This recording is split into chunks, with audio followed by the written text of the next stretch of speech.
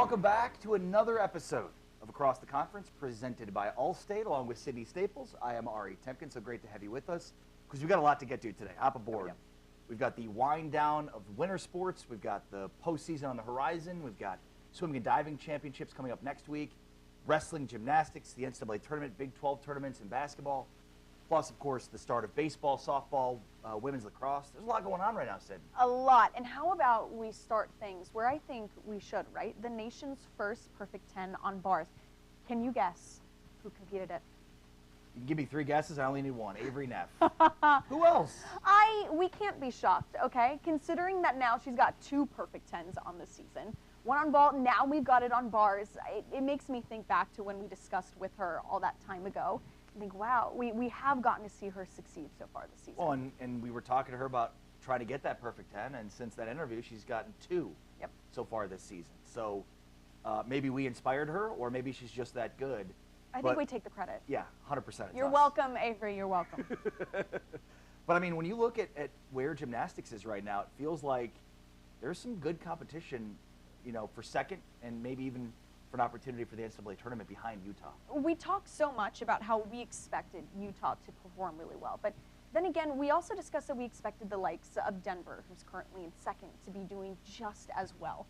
Then more so, okay, Arizona State and BYU. Denver is 6-0 overall, Utah 9-3. And when I think of 9-3, I go, how in the world does a program like Utah lose? But then again, we have to consider the level of competition that they challenge themselves to earlier on in the season to prepare them for the postseason. So again, you know, I look at Utah, Denver, Arizona State, BYU. It's something that definitely gets me excited for the rest of the season. Well, and Shyla Bhatia at Denver as a freshman is really helping to you know, give Denver a name. And, you know, obviously as a freshman, she's going to be around that program for a while. And so, you know, Denver has historically been pretty good at gymnastics. And, you know, now they've got a freshman that helps them stay at the top of the leaderboard, you know, along with Utah, Arizona State, and BYU. But I think that race for second in the Big 12 will be very interesting, especially when it comes to the Big 12 tournament. And then, you know, again, how many bids can the Big 12 garner?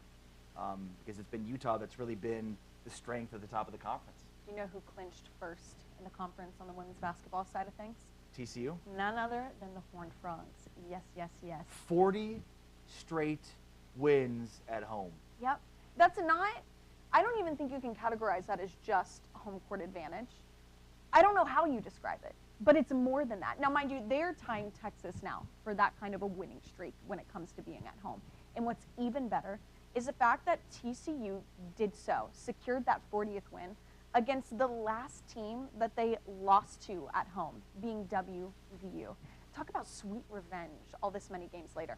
Well, when you think about a week later, we were talking about the huge week that it was for the Big 12 on the women's side, and they go and get a win against Baylor and then get this win against West Virginia. So there's no doubt who the top of the conference is with TCU, and that's what we expected when the season started. But the way things have played out, there's probably been a little bit more parity than we expected. I think we thought Iowa State would be better than they've been, and they had a really rough stretch, but they've, you know, come out the other end of it pretty well. And it's been a very highly competitive conference. Now, how it translates to Big 12 to NCAA tournament bids, that remains to be seen. And, you know, I think the other question is last year TCU was really good, but they got swallowed up, you know, by a 1 seed.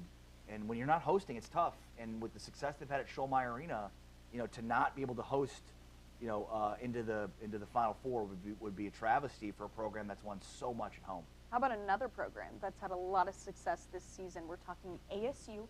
The fact that Molly Miller, she's making history, the winningest season ever for first-year head coach at ASU. Now, she already did some great things at Grand Canyon. Now, there were a lot of expectations for her and what she would do and what she would produce anywhere that she has been and currently where she is now.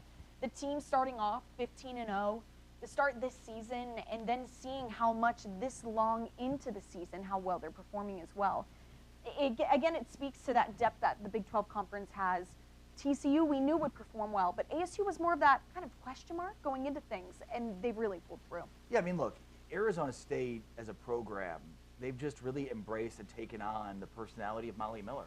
I mean, she's come in, she's got, you know, this social media following, the players on the team, you know, embrace it. They're trying to get her to do TikTok dances. She's probably a little bit more old-fashioned And so she's just buying into it as the team. But like, it's just the culture that she's brought. It's the, the energy she's brought to that program. And yeah, I mean, they go from being kind of an afterthought from a preseason standpoint to being, an NCAA tournament lock at this point in time. So it's been quite a turnaround. And, there's just something about her. She's just got this magnetism about her, a personality that players are drawn to it. I mean, the level of talent that she's brought to the table. I mean, she just wins everywhere she's been, and she brings winners with her, and that's the case for Arizona State. Even OSU, talk about them getting hot right now as we're getting into that latter half of the season. They've earned, 2 home wins in 3 days. They have 2 players, one that just got 1,500 career points, one that just got 1,700 career points. So maybe as we're looking into this championship coming up here soon, is that a dark horse that we could be seeing in this tournament? Well, Oklahoma State was sort of the Arizona State last year. J.C. Hoyt in year 1 had a major turnaround, for her, and the program was really good. And I think most expected that Oklahoma State would be competing towards the top of the Big 12, and they've had some adversity. But I think they're right now like right on schedule in terms of playing the level they're playing at. The Big 12 on the women's side has had a lot more parity than I think we expected. We expected it to be very top-heavy. When you look at TCU and Baylor and West Virginia, and then we thought Iowa State, we thought, Oklahoma State, and maybe even Kansas would be a part of that. And Texas Tech has emerged. Arizona State has emerged. Kansas has been a disappointment relative to the talent that they have with Samaya Nichols and Jalea Scott. But Oklahoma State has come on, Iowa State has come on strong, and then it's been Texas Tech and Arizona State that have been the 2 surprise teams of the Big 12 so far. Not only do we have basketball championships coming up, we also have wrestling, Big 12 championships coming up in Tulsa, Oklahoma, March 6th and 7th. So whenever you're kind of looking at how these programs have performed recently, Ari, take me through the likes of Missouri, Iowa State, and more.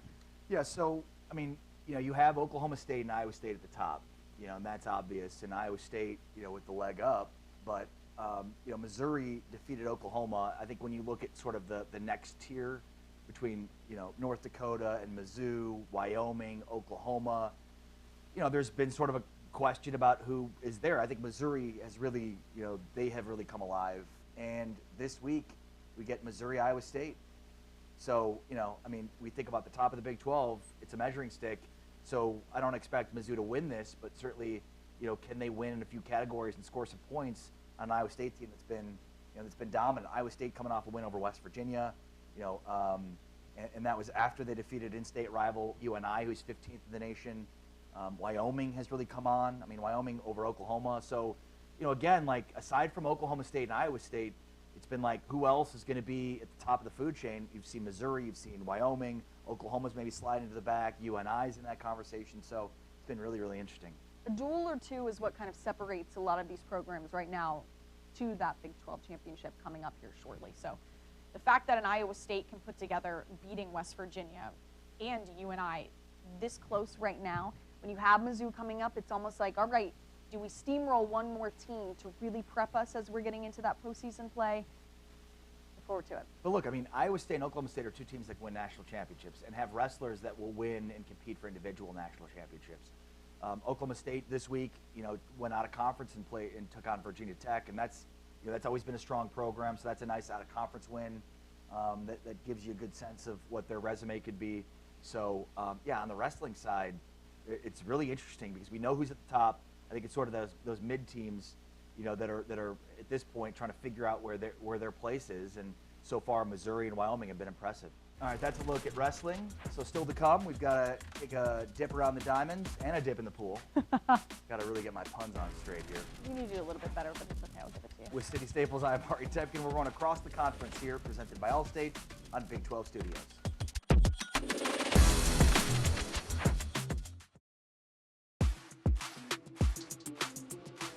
We're back on Across the Conference, presented by Allstate here on Big 12 Studios with Sydney Staples. I am Ari Tepkin, so kind of you to join us as we head around the bases, talk some softball and baseball because it's been an active couple of weeks to start the season.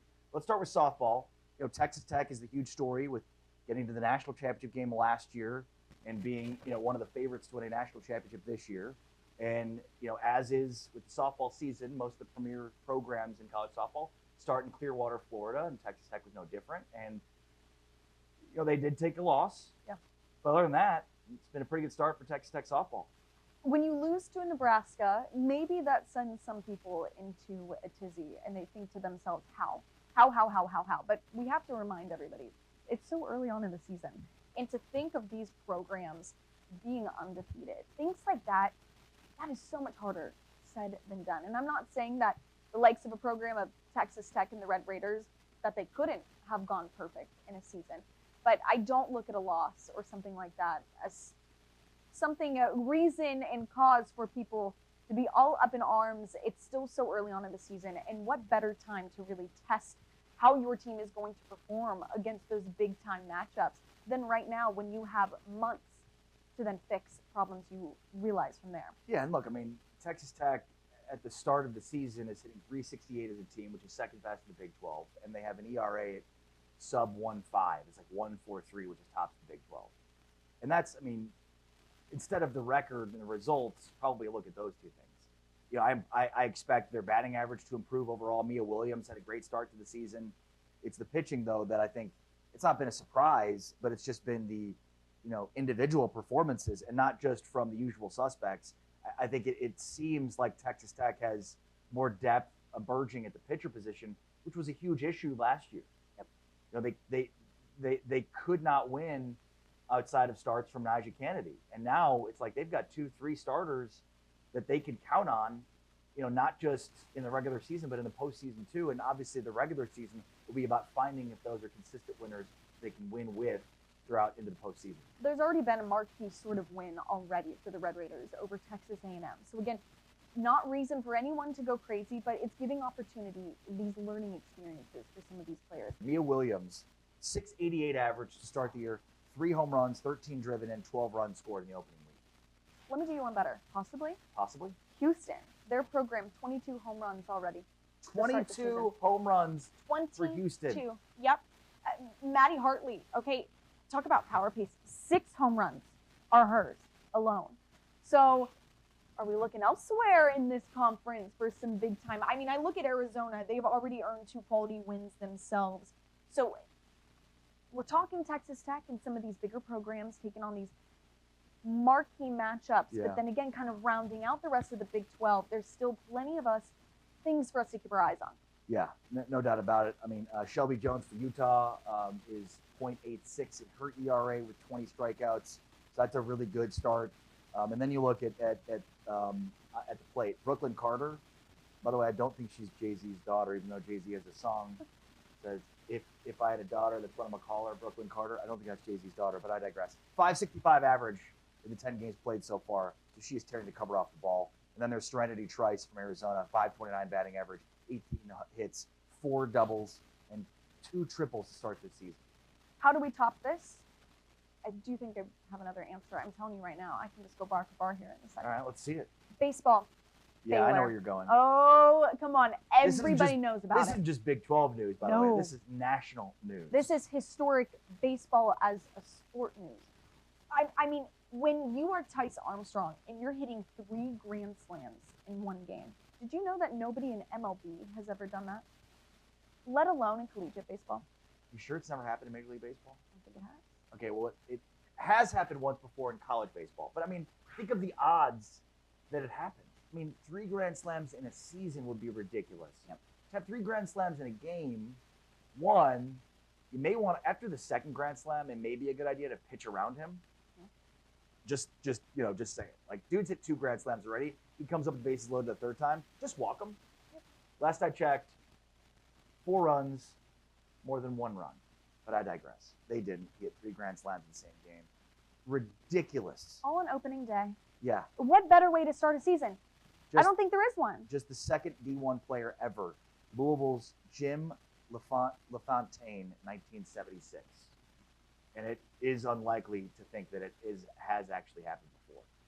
I think, and I can't remember what the stat is, Fernando Tatis, senior, either has hit for the cycle in an inning or 3 grand slams in the same inning. In the same inning, not even the same game.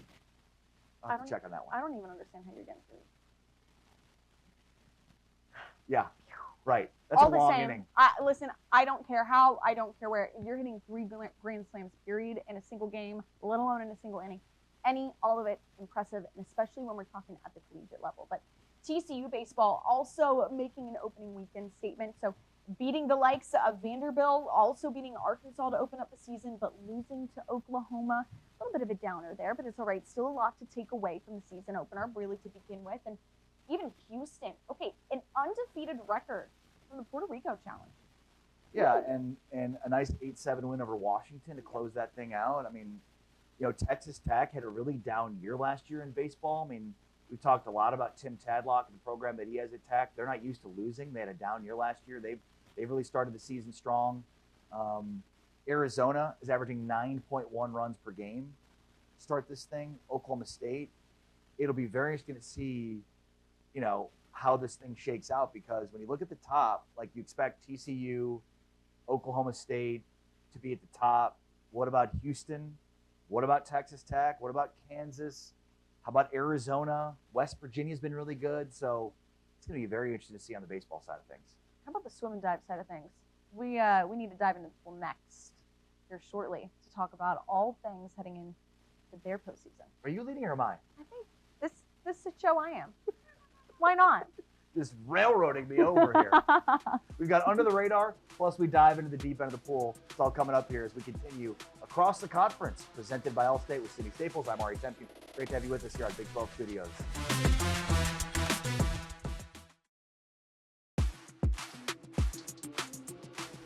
We're back across the conference with Sydney Staples. I'm Ari Temkin. We are presented by Allstate here on Big 12 Studios. We are going rapid fire, it feels like, getting you caught up on everything going on in the winter sports as that winds down and we get into the championships, plus the fall sports, or rather the spring sports are here.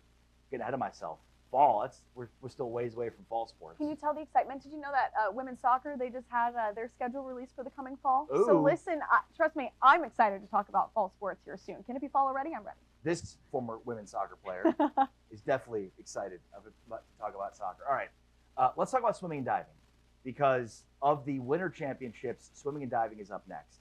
And it's been a break for them from the pool. We had the East-West showdown, which was a great, concept for the Big 12 to kind of get a gauge of where everybody was and maybe who else could be contenders. Well, next week, they take it into the pool in Greensboro, North Carolina, which, of all of the tournaments, we've got the wrestling tournament in Tulsa, we've got the gymnastics tournament in Utah, we've got the Big 12 basketball tournament in Kansas City. This one is sort of far removed from Big 12 country, so everybody's in the same boat. There's really nobody that's got a home pool advantage. It'll be really interesting to see what happens in Greensboro. It levels the pooling field. Oh, see, that's too cheesy. That's too cheesy. We're going to ignore that I said that. But even though it's taking us really out of Big 12 country, I still would deem the West may just be the best. And when you're the likes of ASU and you have a trio that just took more weekly honors away, let's talk junior Ilya Karoun honored with Men's Swimmer of the Week. The graduate Remy Fabiani awarded Men's Newcomer of the Week. And then the French freshman in Cachot. Yes, she earned the Women's Newcomer of the Week for the third time this spring.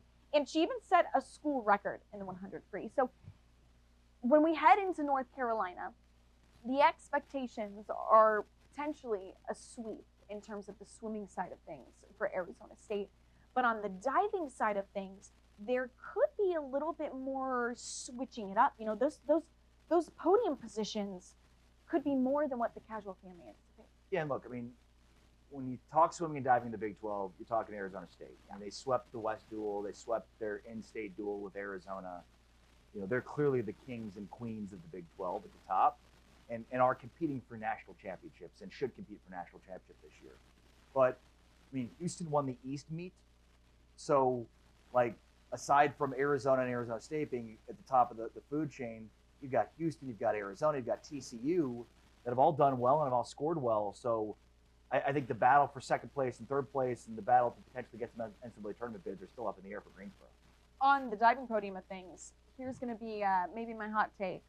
I think because we have seen so much in terms of well-natured sports and performing well, as TCU has, I think we're going to see Bryn James on the top of the podium in diving. It's my hot take. Maybe not hot take, but we'll check in next week and really get a feel for that. Yeah, absolutely. That'll be fun. All right. Each week we identify athletes in the Big 12 that are under the radar. Sid, who do you have this week? I have a program in Iowa State softball. Rachel Becker, who we had on just a few weeks ago, she was talking about how we need to keep our eyes out for them. But here's the thing, they're first in the league in batting average. So just something like that as we're in these first few weeks of softball. It's a program that, especially with Rachel Becker's note towards, that I believe is under the radar, if not coming onto the scene as we speak. And we talked a little bit about my under the radar earlier. Yep. And I think it's important to point out Samantha Lincoln for Texas Tech, not just the other arm, a .78 ERA is as good as it gets in the conference. And when you think about Nija Kennedy and Caitlin Terry, that's who everybody expected to be at the top of the food chain from a pitching standpoint for Texas Tech. A big reason why Caitlin Terry was brought in was to help Kennedy when they get deep into the postseason and they needed another arm. Well, now it looks like a third arm has emerged here in Samantha Lincoln. .78 ERA. They've got some real depth now in the circle for pitching. And look, that's hugely crucial. You could argue that Texas Tech did not win the national championship last year because Kennedy ran out of gas with her arm. And she could not pitch in every game. And Texas was able to find somebody else, aside from their ace, that could win them a game deep in the postseason. Texas Tech knew that heading into this offseason. They addressed that. And it's not just Caitlin Terry. It's now Samantha Lincoln as well. I don't know what I'm more excited for in terms of postseasons coming up here. I don't know if it's women's basketball, if it's gymnastics, if it's swim and dive. But I can tell you this. What I'm excited for is for softball and baseball to really start picking up, because you know what that means? Warmer weather. And I'm excited for that. Of course. Although it is supposed to be, I think, in the high 70s today. So. I need it to stay that way. I want it to be spring for the next 6 straight months. Spring has sprung. Yes, it has. Despite what that stupid groundhog might have told us. Listen, Punxsutawney Phil, my heart goes out to him, but I am ready for spring. That groundhog is a better life than some people, okay? So he's fine. Punxsutawney Phil is fine. I mean, what kind of an insane setup does he have for being wrong every year? Hey, you're being awful judgmental. If you were coming out on those days and had to forecast whether there was going to be 6 more weeks of winter or not, I don't think you would get it right half the time. I think I could. I think I could beat the rodent. Next year, we know we're going to send you. All right? You and Punxsutawney Phil, you're going to have it out for each other. That's Sydney Staples. I am Ari Tepkin. Thanks for hanging out with us at another edition of Across the Conference presented by Allstate. We've got a lot to get to next week with championships coming up, so stay tuned for next week's edition. But for now, for Sydney, I'm Ari Tepkin.